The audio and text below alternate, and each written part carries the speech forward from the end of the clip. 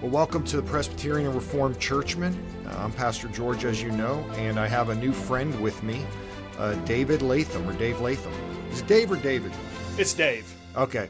I'm only called David when I'm in trouble.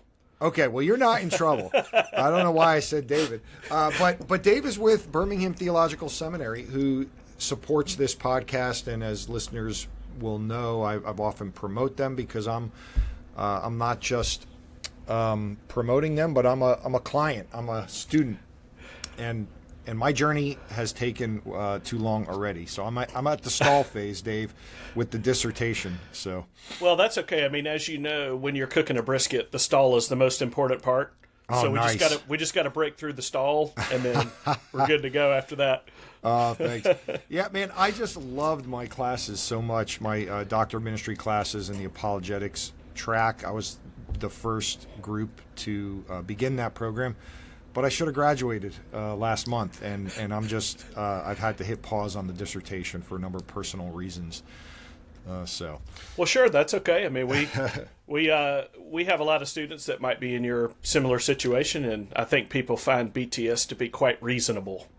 Yeah, well, that is a great way to describe it. It's just such a quality education, but there's a lot of reasonabody or flexibility, perhaps. So I'm wearing my swag. I know Ike. It's important to Ike for actually. Sure. I even got a mug here. Man, you're doing better than me. All I have is this dumb vest. No, dude, vests are good, man. I know Ike's all about the vests. He is.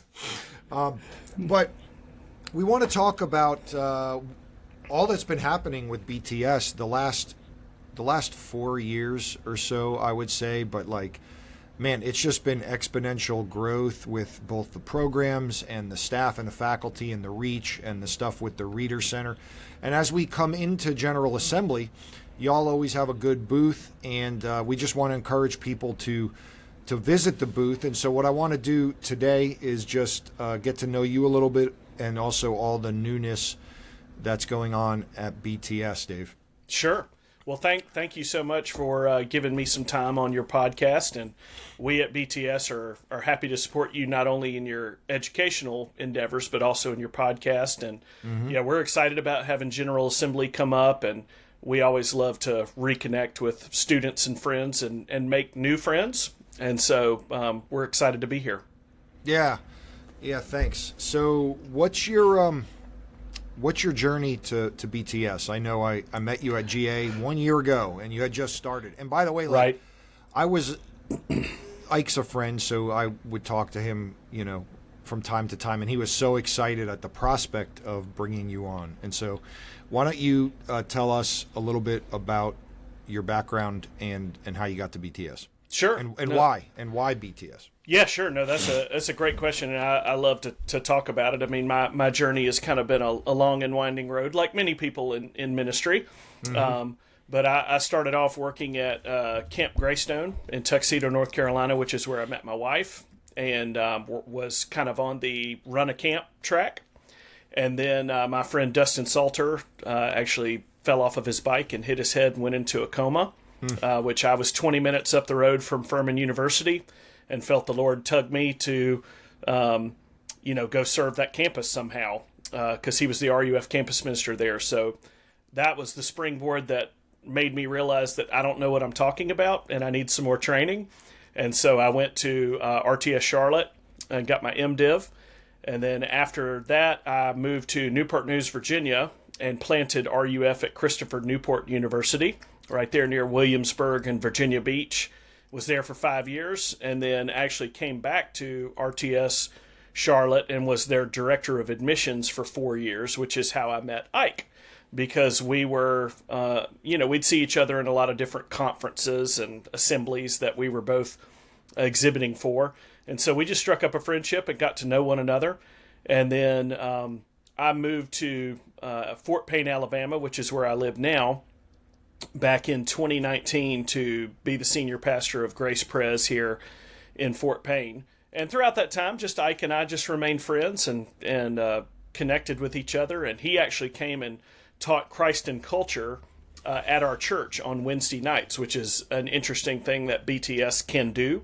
We've got the flexibility to be able to do that. So the president of the seminary actually drove up every Wednesday for about 10 or 12 weeks in a row and taught a class to my congregants. And just kind of through that, Ike and I were just kind of talking and what's next. And, he ended up having a good discussion with me about what he was doing with BTS and what the future held, and was excited to, with my former background in recruiting and marketing, and offered me the position to come and help out. And I've been there for a year, and it's been great. And I'm really excited about what BTS is doing and how they're doing it, which I'm really excited to talk about that a little bit more with you. Oh, that's great. So I don't know why I was under the impression you came straight over from RTS Charlotte to BTS, but you had a pastorate before that. Sure. Okay. Yeah. So, somebody might be listening to this and saying, well, all you seminaries say the same thing.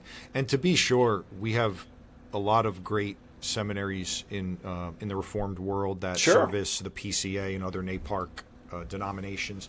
And I love them all. I mean, we do RTS. too. Yeah, I know. I appreciate there's a great collegiality between y'all, and I do think, there are differences in the services that are offered, and there's no, in my opinion, there's no right or wrong. It's just what works for the individual at the stage of life they're in, and what they're particularly looking for.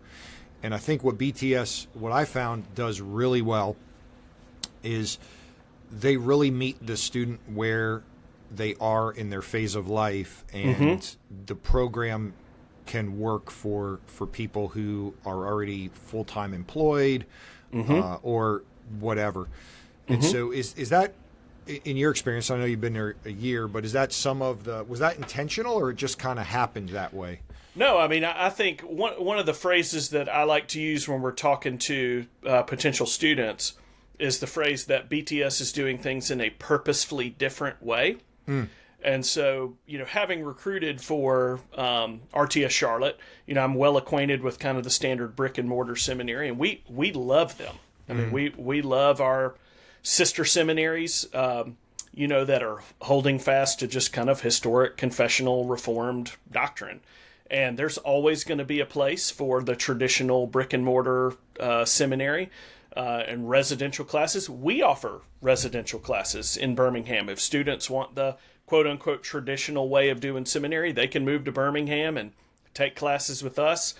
But I think what you touched on with us being able to meet students kind of where they are in their particular phase of life is actually one of the main reasons why I was excited to come and serve at BTS. Because when I was recruiting for RTS, one of the big hang-ups that students had was moving to a new city, starting over, having to, find a new church and find new friends. And I mean, the Lord has provided for all that. He provided for us when we did that, but at the same time, too, you look at it and go, we like to say for every one student that can do that, there's probably about 9 or 10 who can't or they don't want to. And so what BTS gives them the flexibility to be able to do is get a great, robust, historic, conservative, confessional, Reformed education from phenomenal professors. But you've got the flexibility that if you don't want to move, like I have students here, I'm a small town pastor. We need more small town pastors because of those deep connections that you have there. And you have people that they're happy and they like where they live. And we look at them and go, well, we're happy that you're happy where you live. And we're happy that you love your local church and you love your local community. We want to bring seminary to you. And so I've been really excited to see the flexibility there because COVID during ministry was really tough. I would never want to go do that again.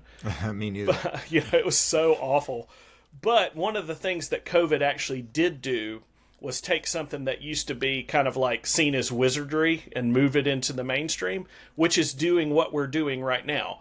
Yes. Zoom, meetings over the internet is pretty standard. HD webcams and high-speed internet changed the game. And so now people are used to learning online. And so for us, we've been doing it the whole time, and we're happy to bring seminary to prospective students, and we want them to stay connected and rooted in the community that they already are there. And we're happy that we can provide, we call distance ed, which is our kind of pre-recorded classes, and we're adding to those constantly. We do live video conference, which is just like this over Zoom.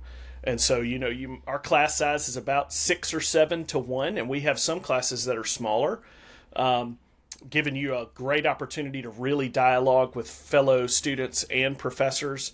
And then we also have residential classes in Birmingham that people can come and take a traditional class. And we also are starting to offer more kind of Saturday hybrid intensive classes for folks that can't give up an entire week, but they can give a few days. We'll do a few days of residential instruction, and then you have the opportunity to finish up online, which has given a lot of people good flexible options. Yeah. Well, and I didn't hear you say this. You may have, but also it's you also have satellite campuses popping up in different regions and different areas where where the people can go take them classes in person at in different places, and I know that's I know you guys are always willing to have the conversation about, like, Ike has often mentioned to me, whenever you finish your DMin, like, let's talk about having a satellite campus at Meadowview and servicing this area. And so that it really is, you guys are scalable in ways that I really haven't seen, and I think it's because you're nimble. You're able to do it. If you can find an instructor and you can find a place to do something, you'll do it. Yep. But you have all the infrastructure you need to do the on-site courses or the VC. Sure. Yeah, and that's interesting. I mean, we love seeing those. We call them micro-learning centers. Mm-hmm. And, I mean, even when you think about what we do at Briarwood, we're basically just taking what we do at Briarwood and just moving it to a different location. So our classrooms, we operate on the campus of Briarwood Presbyterian Church, and we're happy to do that. And our classrooms that our students come and take residential classes, our professors teach in those classrooms, are Sunday school classes that basically go unused during the week. And so we use them. And so basically what we're doing is, if we have a group of students that want to get together and take a class, we can use that model and just move that model to different churches and use Sunday school rooms that are not being used during the week. And we'll host a seminary class there, which is great. And that's one of the ways that we are purposefully different. We run a very nimble machine. And, I tell people the best way that I can describe how BTS works is an Aldi grocery store. You go in there and you're going to get great groceries. They're going to be at a good price, but that the building itself is not going to be super fancy. It's not going to have a sushi bar. It's not going to have, the deli counter, and the whole thing runs with like 2 people. But that you can get in, get some great groceries at a good price, and that's how we run. So we run a purposefully nimble machine, and that allows us to be able to respond quickly to what our students need and where we see that opportunities are out there. So that is one thing that I have appreciated about working at BTS, is that just that purposeful mindset to not invest in brick and mortar and to be able to stay nimble so that we can serve as many students as we possibly can, especially at a super affordable tuition rate. Right, and it is. Have you felt any of or seen or witnessed any of the growing pains associated with the growth of the last few years? Because I've seen it. Yes. And I know and I know people that I've referred into the program, they've seen it, and I've always balanced it and saying, look, because they're able to be nimble and they're growing so fast, there's going to be kinks in the system. Sure. But the benefits override those things if you can look past them. And it seems like, like by bringing in Blackbaud and hiring all the hires you guys have there, like 4 years ago it was Ike and a small team, and now there's it seems like you guys have the infrastructure with some of the support positions so that Ike's not doing all the juggling. But what are some of your experience with that, the growing pains? Yeah, no, I mean, we actually had a staff meeting yesterday, and one of the things that we were actually celebrating was we passed the 600 active students taking classes all over the world. Wow. And so we right now have 600 students, which is crazy. But because of that, we are basically stress testing every single corner of the machine in real time. Yeah. And so our team is very small. You can go on our website, bts.education, and you can pull up a list of who the full-time staff are. There's not many of us. And so we are currently stress testing the system in real time. But the people that we have assembled to be able to respond to those needs, as you said, Ike has done an incredible job in his tenure as president, and it has grown, and he's got a wonderful vision for how we want to do things. But also, like I was brought on to take kind of the admissions recruiting side of his brain off of him. And then Justin Richardson was brought on to kind of take the academic, kind of day-to-day academic stuff off of his brain so that he can focus on presidential stuff. And so, as our team has expanded, we just went through a strategic planning process that's going to be kind of being rolled out to the public here, hopefully in the near future, that we kind of have a 5 and 10 year vision for where we want to go. And we ask our students, we say, just pardon our mess, be patient with us as we're trying to work this out, and let us know, where those pinch points are so that we can make sure that we respond to them. But we hope that the flexibility, the affordability, and also just the relational aspect that we're allowed to maintain, we hope that will outweigh those little, as you said, kinks in the system. But our growth rate is like this. And so, but because we're a little speedboat, we are able to respond to those things in real time. But even then, we're not perfect, and we're just doing our best. But we're so grateful to have the opportunity. Yeah. Well, also, again, the nimbleness and that you're not tied to a location. What's impressed me, or I've appreciated, is it also allows you to bring in some pretty amazing instructors to teach a class, because they don't have to come to the area. They don't have to, so I got to take a class, 1 or 2, with George Grant, which was phenomenal. He's such a blessing, Dr. Grant. I got to take a class with Carl Ellis, which I just appreciate that brother so much. And when I say take a class, like these guys with 6 of us, for every Monday night, not them lecturing, but us conversing. Yes. Which is why I picked BTS, honestly, because again, RTS Charlotte offers, top-notch, world-class doctor of ministry programs where I could be learning from, Sinclair Ferguson or anybody, Ligon Duncan, Kevin DeYoung, who knows. But, the cohort-based model, which works for a lot of people, I didn't want to give up like 4 weeks a year, even though it was only an hour away, and those are very much lecture models, which again, you're learning from the best of the best. And, but like I wanted student interaction, and I know that they can offer that too. So I'm not talking about it, but like the DMin program at BTS, the thing that it was every Monday night, and it just worked in my schedule. My kids were in high school. I was able to do dinner with them, and then I'd get on it was great. I'd get on a call with these 7 people. I don't know. I think there was maybe 8 of us total, plus this instructor.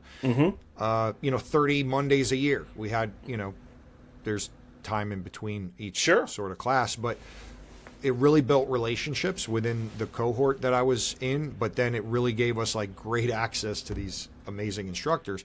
Yeah, and so I've just appreciated that. Yeah, and I think that's been the experience that we've heard across the board with the Doctor of Ministry. Because as sometimes in ministry it can be lonely.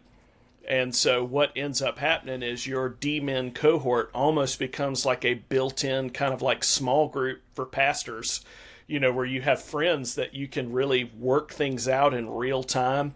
And it almost becomes kind of like a little support network for people in ministry. And of course, the Doctor of Ministry is a very, take this theology and then apply it to people's lives. And so it's a great way to be able to, you think every Monday night you will be able to gather together with a group of pastors without ever having to leave And then you're able to, hey, what are you seeing out in your backyard? Here's what I'm seeing in my backyard. How are we processing this? And then being able to have an instructor there who is also doing ministry full time. Right. And be able to work all of this out in real time. And so what it leads to is wonderfully robust discussions. And also while you're thinking, you're always thinking, how could this work into my dissertation? It might lead you to a new, level of thought. You're like, I haven't thought about that. And I kind of want to chase that down a little bit. But really just the collegiality of the cohort model is kind of the magic of the model. And so that's why we stick with it. Well, even that, so our group, I was so looking forward to us walking across the stage together, and I don't know the numbers of the 7 of us or 8 of us in the apologetics track, but I would think probably half of us didn't get it done, the dissertation, because it's very structured up to the last year, and then it's on you to do the work. And but what I was amazed at, and part of me a little jealous about, but one of the brothers that got his doctoral degree was somebody who 2 years ago or 3 years ago was going to quit, and I got to reach out to him and I just called him on the phone and encouraged him not to quit, and what I did find is so many of us did want to quit, because it's 4 years is a long time. It's a long time, right? And so I talked this guy off the ledge, and here he actually finishes, and I'm the one languishing, right? But but that goes to that sort of support network or relational thing. I mean, that you build in that program, and one thing BTS does really good, I think, is they cater to every level. And so, we could talk about it in a minute, but now you're going to have a THM program, or you do have a THM. So that's brand spanking new. Yep. But before that, you had the DMin was the highest, but you also did an MDiv, an MA, and even certificate programs. All the way down to certificates and even audits. Right. And I don't know what you know of this little podcast I do, but I've always kind of tried to tailor it to ruling elders, although I ventured off a number of times. But that's a big deal for RE. So I had a couple guys from my church. One guy took courses for credit, and in his mind, it's like, hey, I might get a certificate, but who knows? Maybe I'll get a master's out of this. And another guy just took it as an audit because, hey, man, learn PCA polity from Fred Greco, the mod father, as he's now called. Who does not want to take that class? Yeah, who doesn't want to take that class? I mean, if you're a ruling elder, I want to take that class just because, I've been ordained in the PCA 15 years, but even then there's always stuff to learn. Right. And so, what an incredible opportunity. We love students like that. What we try to do is, we like to use the verbiage of, we want to meet you on your journey, help you on your journey. And wherever you want to go. How very postmodern of you. I know, right? Well, it's probably in the mind of Ike. It's definitely much more of the Lord of the Rings. That's true. Kind of walking with you. Well, that's a quest. It's a quest. But anyway, yeah. Yeah, but for me, when I'm talking to a potential student, in my mind, I'm always trying to think, okay, what do you want to do, and then how can I help you get over the target? And so, I was even talking to a guy here in Fort Payne in the gym this morning, and he was thinking about taking a class. I preached. I was actually privileged to go and fill the pulpit at a pretty little country Methodist church here in Fort Payne. Just gorgeous church, old, been around since the 1800s, sweet people. They invited me to come and preach, and I said, of course I will. And it was one of the guys in the congregation who he appreciated kind of the depth that we went into just in the sermon, and wanted to follow up and take a class and is interested. And I told him, hey, if you even just want to take New Testament 1, we would love to do that. And you can audit it. You can audit any class that we have at the kind of grad level for $100 flat. That's insane. And so, yeah, we offer everything from, if you just want to audit one class and that helps you, great. If you want to do a certificate, which is typically a 4-class kind of certificate, great. If you want to get a master's degree for us, we would love to do that. We offer an MDiv, we offer a Doctor of Ministry, we offer a THM, and we we can go as bare bones as you want, or we can go as academic as you want. And we even had a graduate just who recently just walked across the stage, who is going to do a PhD at Oxford, solely based on his BTS work. And so, you know, we love helping Sunday school teachers, and we can even send people on to high-level PhD programs, and we're just happy to be along for the ride, as it were. Yeah, that's awesome. So if ruling elders are listening to this, and you might want to say, well, how does BTS, how could it? Well, you can just like take classes and then parlay those into a certificate or into a master's degree. We have a ruling elder certificate. It's called the Presbyterian Leadership Certificate. I'm looking for it on your website. That's why I was drifting off, and I don't see it. So, I can just quickly go to it I can quickly talk to it, but basically the Presbyterian Learning Certificate is 4 classes. You basically take Intro to Westminster Confession of Faith. You take Intro to Covenant Theology. You take Presbyterian Polity with Fred Greco. And then your 4th class, most people take conflict resolution in the church, because I don't know if you've noticed, being a ruling elder, you have to deal with some conflict. Or you can take a Presbyterian church history class. And so it's a wonderful program. We have sessions that are kind of doing it together, which is great.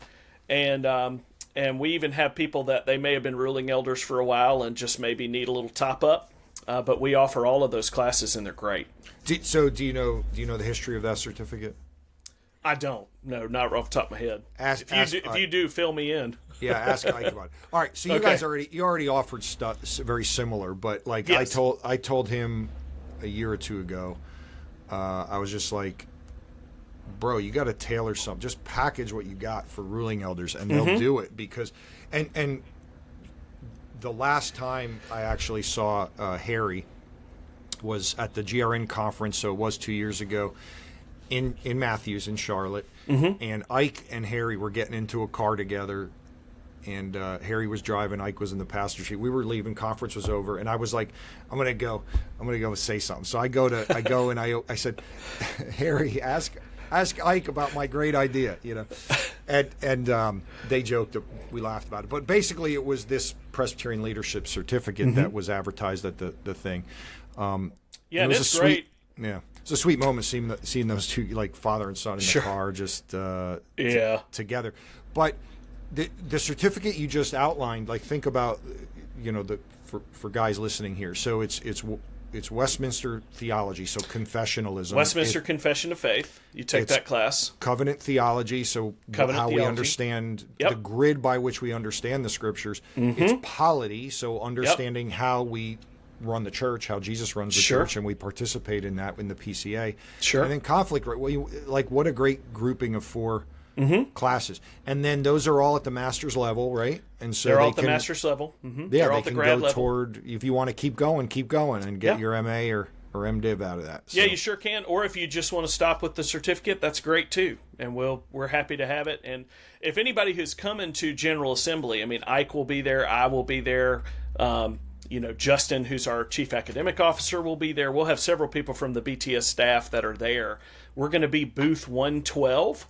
And so, you know, you can look on your map and find it. You got giveaways? We always have giveaways, man. Do you have little plush bears? Did you know about the bears? This year it's a tiger. Okay. So we have a plush tiger in honor of Thad. That's awesome. Thad James, it's TJ the Tiger this year. So that's so great. We're excited to honor him, and we'll be there, and we would love to have a conversation with anyone that wants to hear more about our programs or how we can help them. And you know, we're here just to be of service, and of course a lot of us are PCA, and so we're glad to be there and serve our denomination as well. So how did the THM come about? Well, what's the features of that? Sure. Well, some of that is lodged in the brain of Ike that you'll have to crowbar out as far as, you know, the who, what, where, when, why. I just know that over time we've realized that there is a desire for students to be able to have a THM option. And a lot of, like I said, a lot of our similar sister seminaries offer THMs, and so it's logical for us to do that. Our THM is interesting. It's 33 credits, and so it's designed to be completed anywhere from 2 to 4 years, depending on how fast you want to go. The kind of area of emphasis is systematic theology, and so that's what we offer, THM and systematics. We have a thesis option and a non-thesis option. So a thesis option at the THM level is for guys who might be thinking that they want to go on and pursue PhD studies. Typically, a THM with a dissertation is kind of the next step. We also offer a non-thesis option for guys that if they just want the THM and they don't really see themselves going on to do future PhD work, it's still a great program. You're going to get robust training in systematic theology, and it's a robust academic program. How does that? So a THM without a dissertation, how would that differ from an MA? It would just be definitely tailored, very more specific, just in systematics. Okay. An MA is going to have a little bit broader range of courses that you're going to cover. The THM in systematics is, by design, just going to really narrowly focus on. You're not going to be taking Sys 1, 2, and 3 that you would take in a traditional MA. You're going to be taking some, like a Christology class, or like I've got a few divine attributes of God, the nature of the Trinity. What is there? Personhood, gender, sexuality, identity, theodicy. There's all kind of different classes that we're gonna offer. Two states of Christ, the Reformation, and the sacraments. It gives you an opportunity to really drill down into a particular area that you want to study. Maybe more academic. It sounds. Sure. Yeah. By design. Yeah. By design, right. MA is a wonderful kind of intro to seminary, grad school level stuff. Your THM is going to be, you already have some of that, so you already have an MDiv, or you already have an MA of 60 or more credits, and a THM is kind of like the next level up for degree program. And so you're gonna already have the Sys 1, 2, and 3s in the Greek and the Hebrew. You're already going to have that. Now we're just building on top of that. That's where the THM fits in. Yeah. So, tell us, why should people come to the booth at GA? Well, number one, we're very nice. I tell people, even if nothing else, just come by and say hello. We would love to make your acquaintance. We would love to get to know you. We always joke that sometimes, it kind of in our Presbyterian world, where we went to seminary almost becomes like our football team. Yeah. And so for some reason we're just kind of incredibly guarded about our teams. When really at the end of the day, we're happy to serve in ministry alongside everyone else. And so we would love to get to know you. We would love to hear about your ministry, and we would love to pray for you if you'd like for us to, or encourage you, help you out in any way that we can. Of course, we would love to tell you about how we can serve not only you as a ruling elder or teaching elder, but also your family, your church community. We would love to be able to see how can we benefit you and your ministry in the long term, and how can we offer that and bring that to you in a really flexible way, and also at a super affordable rate. And so we would love to have that conversation with you about BTS in general, but more than anything, we'd love to just hear how you're doing and give you a plush tiger and some gummy bears and say, hang in there and keep going. that's so. I've just found that to be true. BTS is a warm community, whether you go there or not. Sure. There's just a great enjoyment to be associated with. Well, that just flows out of our staff. Our staff meeting yesterday was very kind, very cordial, very supportive. We can give and take a joke, which I appreciate, and so that just kind of bubbles itself out into the larger world, and we're just grateful to be there. So, tell us about the Reader Center. I have some brochures we keep here, but what should people know about the Reader Center, and also the scholarships for pastors for it? Sure. Yeah, the Reader Center is a fantastic initiative that Ike has worked really hard on to kind of honor the life and legacy of Harry Reader. as you know, people are still talking about his kind of lasting influence and legacy in the PCA and pastoring Briarwood Church and Christ Covenant, and just a wonderful legacy of writings and sermons and speaking at conferences and just his wisdom. And so, that was a big loss for the PCA on a variety of fronts. But the Reader Center is Reader Center for Pastoral Studies, and what we're trying to do is, and Ike's working really hard to try to raise funds for the Reader Center. Yep, and you can go on our website, and it's under one of the departments. You can go to the Reader Center. And what we're trying to do is build upon the legacy of Harry Reader. And you can see on the back of that brochure, readercenter.org. And then it is also building on the core principles that Harry used to pastor churches. And so our hope and desire is to bring students in for the Harry Reader, for the Reader Center, be able to provide a few full scholarships for these students. And in return, what they'll do is they're going to transcribe Harry's sermons, things like that, kind of create an archive. But the hope is also to produce more kind of academic and also applicable, practical resources, so books and articles and things like that. And so not just to preserve Harry's legacy just for the sake of that, but as Harry would have wanted, in service to the church for the glory of God. And so our hope is to be able to provide some scholarships. Ike's working, as I said, Ike's working really hard to try to do some fundraising for the Harry Reader Center so that we can have that endowed. And then at that point, then we can just start providing a fully financed education for a few students every single year. And so again, in service to the church, and also helping just continue to provide resources for the church through the Reader Center and preserve his work. So I'm excited about it. Yeah, what I love about some of the, and I think this is public enough, I mean, you've already said transcribe resources and stuff. I mean, Harry hadn't written all that many books, but he was extremely prolific in preaching, teaching, podcasts, and there's books in there that need to be compiled, right, and which is going to be so cool. And so if you're listening to this and you just have been impacted by Dr. Reader, you can reach out to Ike, or Dave will put you in touch with Ike and see how you can help, maybe financially support and partner and help with that endowment for the Reader Center, which is going to have, again, every year scholarships for men to be pastors. And so if you're listening to this and you've thought, maybe I have a call to the ministry, I want to be a pastor, like, you could be a part of the Reader Center. Maybe you can get a scholarship. And so I definitely encourage you to reach out to BTS for that. The other one that I think it goes unnoticed, or not unnoticed, but maybe it's unspoken. There's two other programs that you guys do that I think should be mentioned.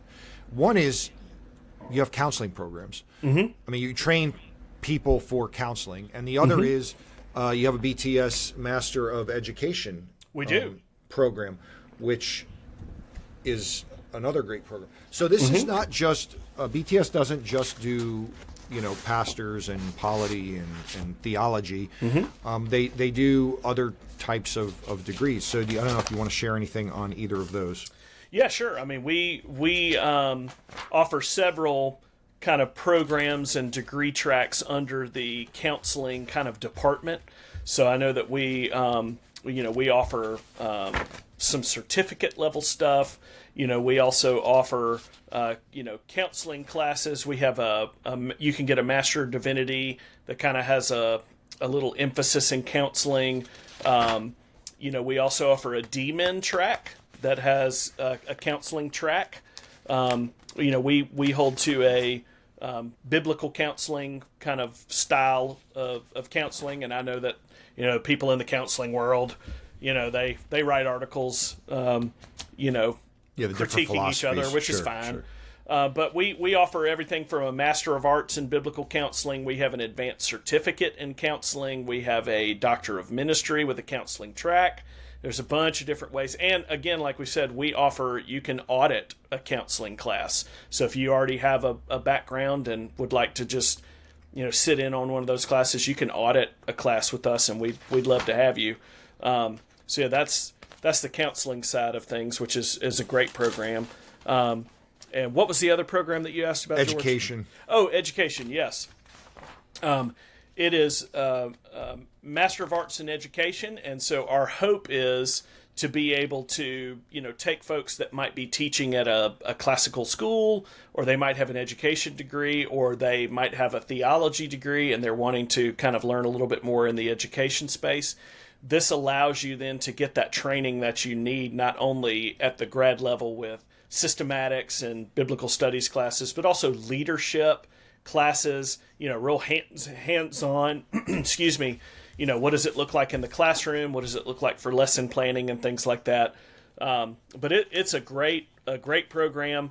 It's a master's in education, so we're hopeful, that even just that nomenclature would even help people in the long run be able to, have future opportunities as far as hiring and being able to serve in a variety of contexts, not only in kind of the Christian school, but then we hope also maybe, in a on the secular side of things as well. We just want to see as many well-trained people pouring into the next upcoming education of, future students and moms and dads and lawyers and doctors and teachers. And so we're happy to be able to provide that, and also provide ongoing education opportunities for teachers who oftentimes need to show ongoing ed credits. And so this allows them to do that. So just another way to get some more training. Yeah, I mean, again, some of the ruling elders on here may be educators, or, Sure. There's a lot of pastors and ruling elders' wives who work in Christian schools. And let me just read some of the classes and the concentrations and electives. You have Educational Administration and Leadership, Advanced Classroom Instruction and Design, Classical School Modalities, and so there's all kinds of stuff. Biblical Counseling and with a concentration of sexuality and gender, biblical counseling in children and youth. So lots of good stuff. You're really equipping people to live out their callings. And it's a 40 credit. It's a 40 credit degree. At $100 a credit. So you can get the full Master's of Education for $4,000 all in. And then I tell people, we charge one fee a year. It's $100. And but you also get a Logos Bible software license with that under our kind of corporate account. So in many ways, if people don't live down the street from a theological library, we basically bring one to you. And so your fee doesn't disappear into the ether. You actually get something that's very useful coming towards you. But yeah, I mean, that Master of Ed, I mean, you're covering Old Testament, New Testament, biblical theology, systematics, Christian ed, counseling. You've got a lot of room for some electives, and so it gives you a chance to really tailor it to what you need. Yeah. So the last new thing I'll highlight for you. See, I'm like your best salesman. Yeah, thank you. Is in the DMin. So the doctor ministry program, you have tracks. You have a pastoral leadership track. I've been in the apologetics or the public theology track. There's counseling. The new one is Chaplaincy. Yeah, and we also offer church vitality and multiplication. Yeah. The counseling, the chaplain track has really taken off really just in the last 3 months. And so, when you look at kind of ministry opportunities at the macro level, one of the fastest growing ministry opportunities is chaplaincy. And that's not only in the military, but also corporate chaplains, hospital chaplains. There's a bunch of different avenues to go. And so our chaplaincy program is phenomenal. We have Colonel Pete Sniffen, who is kind of the archetype of he's kind of the architect of the program, and has really kind of made great inroads, especially into of course, his area obviously is in the military. But I mean, you think about it, the U.S. government is offering opportunities for you to go and tell other soldiers about Jesus. And we want as many Reformed, confessional, conservative guys going into that ministry opportunity as possible. And so, and especially if you have GI Bill that will pay for it, that's even better. And so our chaplain program is, a wonderful track. You're going to get a ton of great leadership classes. You can go on the website and pull up all the information that you need. If you would like to talk to Colonel Sniffen directly about the program, that is his job with us. And so we can get you connected with him and talk about all the ins and outs. And especially in the military world, you start speaking in acronyms very quickly. And, how the funding works and how the synchronous versus asynchronous, Colonel Sniffen will be able to help you out with all of that. But we're excited about that program. That's phenomenal. So as I said, I was the first group to do the apologetics track, which is, I think you guys were going to rename it the public theology track or something like that. But you probably don't know this, but so I'm the senior pastor of Meadowview here, but in the next half a year, I'll be transitioning to be the ministry to state capital minister. To everybody in the world thinks it's North Carolina, but that has recently changed to Florida. Right. So there's lots of change in my life. I may do an episode on how that worked out. Right. So if you're in Florida, if you're a ruling elder in Florida, I need to speak to you so we can partner with one another. But my point is, I might have done the chaplaincy track if I knew this was where the Lord was taking me. Sure. Of course, his plans are perfect, so I'm not complaining. But, Ministry to State is a PCA ministry where we place teaching elders in government spaces, so state capitals, federal government, and other places to actually serve as a chaplain. The only difference is they're not really asking for it, but the testimonies are amazing of the work that the men are doing in the state capitals, and I'm looking forward to joining their ranks. So I was excited when I saw that track, honestly. Yeah. And not only with those tracks, we also, especially when you're thinking about the PCA, we've got wonderful kind of agreements and memorandums of understanding with, for example, the Hispanic Leadership Initiative, which is trying to, recruit and train Hispanic pastors, all over the world. We've got a wonderful agreement with them to help scholarship some of their education. Covenant College, Reformation Bible College. We've got some wonderful partnerships with kind of institutions and also kind of folks in kind of the larger PCA world, to be able to try to help. Of course, we have campus outreach as well, because that's out of Briarwood Presbyterian Church. Of course, I'm an RUF guy. I would love to see, more RUF interns and campus ministers, get their training. And so y'all also have a prison ministry that's just it's fantastic. Amazing. It's amazing. It's unreal. By Faith did a multi-part article series on that, which you can find kind of out there. But Thad James is doing a great job with Bib. We've been there forever. We just the amazing thing, I've just posted on our Twitter and Facebook and the normal socials, a testimonial of one of our graduates who got his master's and his doctor of ministry behind bars.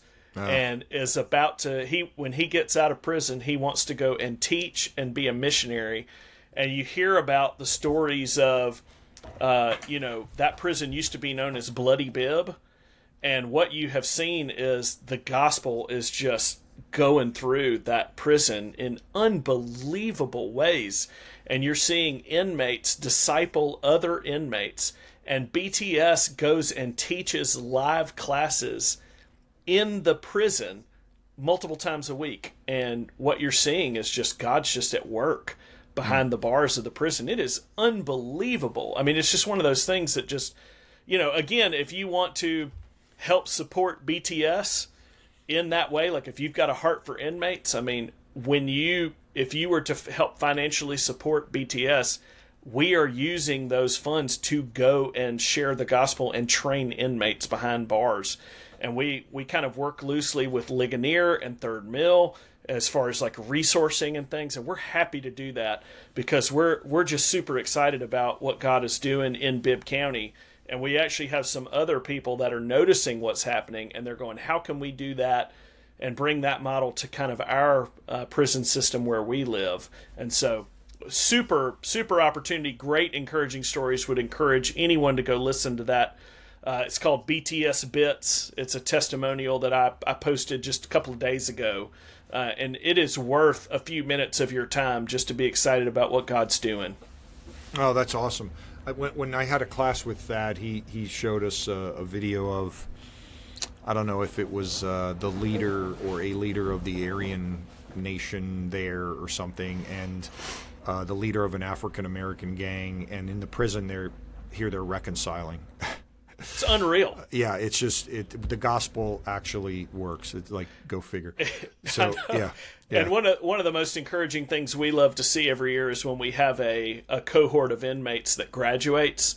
You know, they have full cap and gown, but underneath the cap and gown, you can see peeking out at the bottom their prison issued, clothes and their prison issued tennis shoes. Yeah. But they've all graduated with master's degrees. And it is just phenomenal to watch. Just what the Lord's doing. Yeah. Well, I love BTS. Obviously, Dave, thanks for being on. Everybody listening, definitely go visit the booth and say hi at General Assembly. You might get some good swag. You'll definitely have some great conversations. And again, we're blessed to have lots of great seminaries in that we have access to, but maybe BTS fits your particular needs and life stage, and I encourage you to check them out. Thanks, Dave. Yeah, thank you. Thanks for the time, and would love people to go. bts.education's our website. Come see us at GA. We'd love to help you in any way that we possibly can. If you want to know the worth of a seminary, go take a look at their graduates. Our graduates are all over the world. They're planting churches, they're revitalizing churches, they're translating the Bible, they're starting discipleship movements. It's heart-shaking, life-changing, and just mind-expanding of what God is doing. Sometimes I really do have to pinch myself that what I get to do with the ministries at BTS, the engaging with the students and the impact that God uses us to have on the lives of our students, it's a pleasure, it's an honor, and it's a joy. Jesus is still building his church. So we need to equip the pastor teachers who equip the saints. We need to equip the elders who shepherd the church. And I am grateful that Birmingham Theological Seminary is available to be a part of the expansion of the kingdom of God in these very crucial days.